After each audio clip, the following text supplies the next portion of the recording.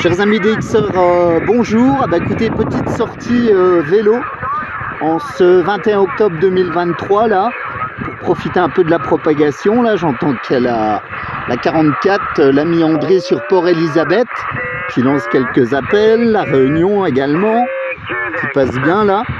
Donc petite présentation là lors de cette sortie vélo du jour, à 800 mètres d'altitude là, d'une nouvelle antenne. C'est vrai que, écoutez, là, depuis quelques jours, là, j'utilise pas mal d'antennes filaires. Je trouve que c'est pas mal, des dipôles, etc. Et voilà, c'est des antennes AT111 que je vous ai déjà présentées, là. Également ITA, dipôle ITA également. Et là, j'ai acheté il y a quelques jours chez Vimo une antenne DBZ11. DBZ11 qui est une antenne double bazooka, voilà, que j'ai installé sur une canne à pêche. Donc j'ai pris deux cannes à pêche de chez Decathlon de 4 mètres là. J'en ai enlevé 2 petits morceaux. J'ai également mis un petit tendeur de chaque côté là pour pouvoir tendre l'antenne. Vous voyez qu'il y a beaucoup de vent là. Heureusement que c'est assez flex. Donc je vous mettrai le lien de cette antenne DBZ11. Alors c'est vrai que là elle n'est pas montée à son maximum, hein. Je pourrais encore gagner facilement 3-4 mètres. Mais comme vous pouvez vous en apercevoir, il y a beaucoup de vent sur le QTH, à peu près 50 à 60 km/h en rafale. Et l'antenne est plutôt mal menée là, voilà, donc j'ai pas pu la monter très haut. Vous voyez, ça penche pas mal. Alors l'avantage de cette antenne, j'espère qu'on m'entend bien, qu'il n'y a pas trop de vent là. L'avantage de cette antenne par rapport à un dipôle, c'est qu'il n'y a pratiquement pas de bruit de bande, comme vous pouvez l'entendre. J'essaie de mettre du volume. Voilà. Je suis un peu protégé du vent là. Donc antenne double bazooka très directive. Donc c'est vrai que c'est très avantageux, hein, parce qu'il y a de plus en plus d'OM qui utilisent des antennes directives là, donc en polarisation c'est pas vraiment évident. Et puis franchement c'est une super antenne. Je vais vous faire quelques essais au niveau ROS. Donc c'est une antenne qui fait 2 fois 2 mètres 50, voilà, 2 fois 2 mètres 75, pardon, 2 fois 2 mètres 75, et je l'ai recoupé de 10 cm de chaque côté, hein, bien de 10 cm de chaque côté. Et je vais vous faire un petit essai au niveau ROS de cette antenne. Je vais mettre en FM, voilà, donc je suis sur 565. Je vais calibrer le... Hop, attendez. Je vais calibrer le wattmètre, le rosmètre. Voilà. Donc comme vous pouvez vous en apercevoir, ROS 1 sur 1. 1 sur 1. Hop. Pour une puissance de 10 watts. Hein, 10-12 watts. Oh là, 10 watts. 10 watts en FM. Vous voyez. Voilà, en haut de la bande, ça c'est pour les OM qui souhaitent utiliser des antennes filaires. Franchement elle est géniale. Au niveau ROS là, elle est même supérieure à l'AT111, hein, qui est l'AT111 qui est un dipôle complet on va dire. Donc je vais me mettre sur 995. Je recalibre. Hop. Voilà, et que ce soit le wattmètre du poste ou le wattmètre, voilà, j'ai vous voyez, 1 sur 1, 2 maximum. Et vous allez voir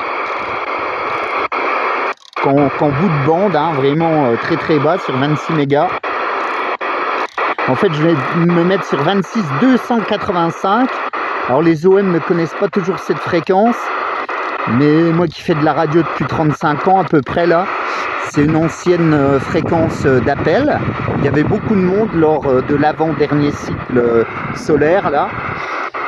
Voilà. Et apparemment les Anglais ont décidé de la réactiver, vous regarderez sur internet. Il y a pas mal d'OM qui essayent de relancer le 26-285 parce que c'est vrai que le 27-555, 455, le 27-385 en LSB où il y a pas mal d'Américains, c'est des fréquences qui sont complètement surchargées et apparemment les Anglais, enfin les anglophones relancent le 26-285. Voilà. Bon, je vais essayer de pas trop être bavard, donc je recalibre. Toujours en FM. Hop, je recalibre un peu mieux. Un petit chouïa. C'est pas évident dans l'appareil photo. Enfin, la PN. Vous voyez, franchement, là, j'ai 1, 2, 1, 3. Vous voyez, ça correspond avec le poste. Toujours avec 10 watts en FM. Donc, franchement, vous voyez... antenne bazooka qui fonctionne très très bien, enfin qui est super bien accordée. C'est vraiment du bonheur.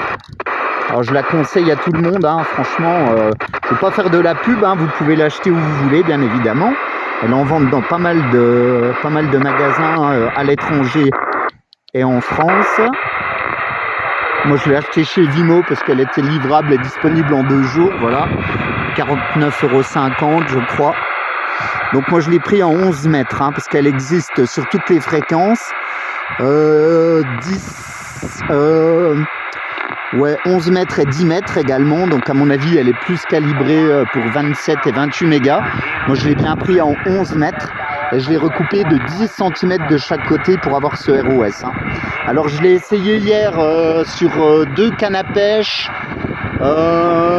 Donc les 2 cannes à pêche là, 4 qui font 4 mètres lorsqu'elles sont complètement dépliées. Franchement, le rendement était identique. Alors là, c'est vrai qu'en dipôle horizontal comme ça, bon là, il y a beaucoup de vent. Elle n'est pas vraiment à sa hauteur maximum parce qu'il y a trop de vent, c'est pas évident. Je ferai d'autres essais bien évidemment, mais là elle est à 4-5 mètres du sol à peu près. Je pourrais la remonter de 3 mètres facilement. Franchement, au-delà de 2-3 mètres du sol, je pense que c'est une antenne qui fonctionnera très très bien. Donc je vais essayer de faire un petit peu de DX là. Je vais l'utiliser pendant quelques jours même. Donc je pense que je referai d'autres vidéos prochainement.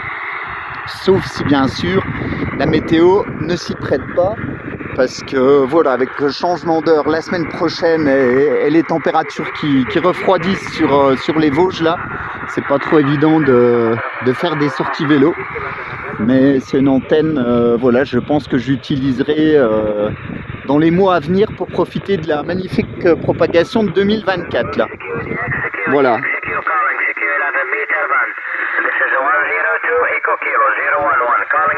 Vous voyez, les reports sont très très bons, la 102 qui appelle. Franchement, très peu de bruit de bande, hein, très peu de bruit de bande, là, c'est vraiment appréciable. Bon, il y a toujours un petit QRM, hein, bien évidemment, mais c'est relativement calme. Donc l'avantage, hein, pour ceux qui connaissent, bien évidemment, là je veux pas tout détailler, mais l'antenne bazooka a cet avantage d'avoir, par rapport à un dipôle, une large bande de fréquence. Alors certes, elle est peut-être un peu moins performante qu'un dipôle complet parce que, en fait, vous regarderez sur internet, je vous mettrai le lien là, elle est fabriquée avec un câble coaxial du RG 213, je crois, enfin en 50 ohms. Et puis après du fil entre 1,5 et 2,5. Donc c'est vrai qu'il y a une petite coupure, hein, au niveau de la tension de l'antenne. Mais bon, ça se remarque, voilà, ça se remarque pas, avant de dire, à l'oreille ni au wattmètre. Donc c'est franchement top. Hein. Voilà, c'était pour vous présenter donc l'antenne double bazooka DBZ11. Voilà, au niveau du ROS et des performances, maintenant on va essayer de faire un petit peu de DX là, et puis voir ce que ça donne. Voilà les amis, 73, bonne continuation. Bien sûr, la T111 de chez LM reste une très très bonne antenne. Là, je sais qu'il y a pas mal d'OM qui m'ont écrit pour avoir des renseignements. Et bah, c'est une antenne que je conseille également. Mais a priori, cette DBZ 11 est un petit poil au-dessus, surtout au niveau de la bande passante. Voilà, 73, bonne continuation. Je vous souhaite de bons DX là avec une bonne propague. Et puis je vous dis à très bientôt là les amis. Bon DX, bye bye.